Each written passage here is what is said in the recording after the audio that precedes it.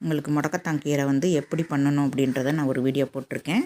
நான் வந்து இட்லி சுடும்போது உங்களுக்கு காட்டுறேன் அப்படின்னு சொல்லியிருக்கேன். இட்லி மாவு எப்பயும் அரைக்கிற மாதிரி அரைச்சிக்கோங்க. தனியாக வந்து ஒரு 2 கரண்டியோ 3 கரண்டியோ நமக்கு எந்த அளவுக்கு வேணுமோ அந்த அளவுக்கு மாவு தனியாக எடுத்துக்கோங்க.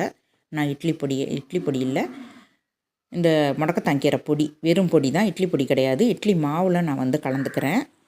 இட்லி மாவில் 2 டீஸ்பூன் அளவுக்கு நான் வந்து முடக்கத்தான் கீரை பொடி மட்டும்தான், உப்பும் பொடியும் தான் போட்டு அதை போட்டு அரைச்சிருக்கேன். உப்பு மட்டும்தான் போட்டு அரைச்சிருக்கேன், வேறு எந்த பருப்புலாம் நான் போடலை. அதனால் கீரையும் உப்பு மட்டும் போட்டு அரைச்சிட்டு நான் இந்த மாதிரி தனியாக எடுத்து வச்சுருக்கேன். இது மாவில் கலந்துக்கலாம். நமக்கு தோசையாக வேணுனாலும் ஊற்றிக்கலாம், இல்லை இட்லியாக வேணுனாலும் கூட ஊற்றிக்கலாம். நான் இன்றைக்கி தட்டு இட்லி ஊற்ற போகிறேன். தட்டு இட்லி ஊற்றுறதுக்கோசரம் தான் நான் இந்த தட்டில் வந்து கொஞ்சமாக எண்ணெய் தடவிக்கிறேன். நான் ஒரு இட்லி மட்டும்தான் ஊற்றி காட்ட போகிறேன் உங்களுக்கு. நான் தோசையும் ஊற்றி காட்டுறேன், அதனால் நான் ஒரு இட்லி நான் ஊற்றி காட்டுறேன் இப்போ உங்களுக்கு. ஃபஸ்ட்டு இங்கே பாருங்கள், இந்த மாதிரி நம்ம 2 கரண்டி விட்டுட்டு நம்ம தட்டி விட்டுக்கலாம். உங்களுக்கு சின்னதாக வேணும்னாலும் சின்னதாக கூட நீங்கள் ஊற்றிக்கலாம், இட்லி தட்டுலேயே கூட நீங்கள் ஊற்றிக்கலாம். தட்டு வந்து இப்படி போடக்கூடாது, நம்ம திருப்பி போட்டுக்கணும். நம்ம திருப்பி போட்டுட்டு அது மேலே நம்ம தட்டு வச்சுக்கலாம். தட்டு வச்சுட்டு நம்ம ஒரு 5 நிமிஷம் இது வெந்தால் போதும். இட்லி தட்டு இட்லியான்றதுனால நம்ம 5 நிமிஷம் வெந்துச்சுன்னாவே போகிறோம். அதுக்குள்ளே நான் ஒரு தோசையும் ஊற்றி காட்டுறேன் உங்களுக்கு. தவா வந்து நல்லா வந்து சூடு ஏறட்டும். நான் அதில் ஒரு தோசை ஊற்றிருக்கேன். இதுவும் முடக்கத்தான் பொடி கலந்த மாவு தான்.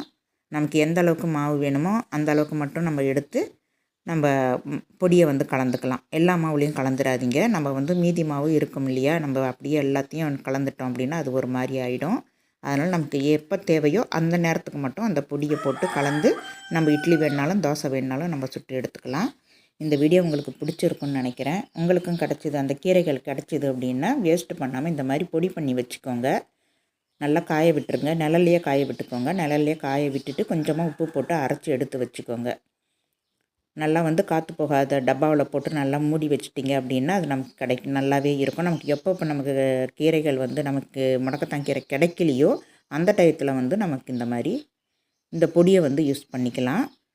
நமக்கு சமயத்தில் வந்து நமக்கு கிடைக்காது. இந்த வெயில் நாளெல்லாம் வந்துடுச்சு அப்படின்னாக்கா நமக்கு கீரை கிடைக்கிறது ரொம்ப ரேரு தான். அதனால் கிடைக்கிற நேரத்தில் நீங்கள் இந்த மாதிரி செஞ்சு வச்சுக்கலாம்.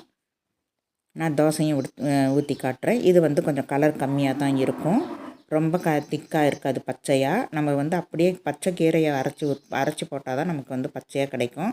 இது கீரையை வந்து நம்ம காய விட்டுருக்கோம், நிழல்லையே தான் காய விட்டுருக்கோம். நிழலில் காய வச்சு போட்டாலும் கூட கொஞ்சம் கலர் கம்மலாக தான் இருக்கும். இந்த வீடியோ பிடிச்சிருந்தால் லைக் பண்ணுங்கள், ஷேர் பண்ணுங்கள், சப்ஸ்கிரைப் பண்ணுங்கள், மறக்காமல் பெல் பட்டன் அமுக்குங்க. நான் வந்து இன்றைக்கி கொத்தமல்லி சட்னியோடு சாப்பிட்றேன்.